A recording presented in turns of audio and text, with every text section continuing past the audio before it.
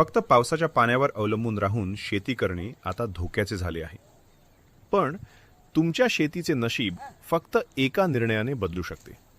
तो निर्णय म्हणजे शेततळे. शेततळ्याचे 3 सर्वात मोठे फायदे कोणते आहेत?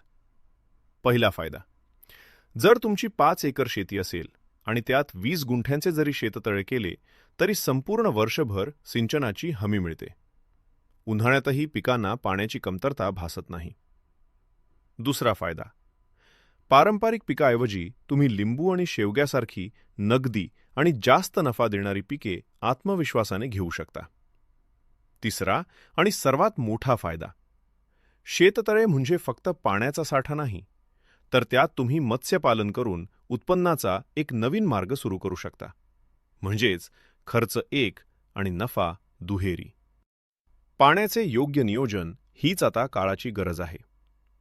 तुम्हाला शेततळ्याबद्दल आणखी काही माहिती हवी आहे का? कमेंट्समध्ये नक्की सांगा. आणि अशाच नवनवीन माहितीसाठी मराठी इन्फो हबला लगेच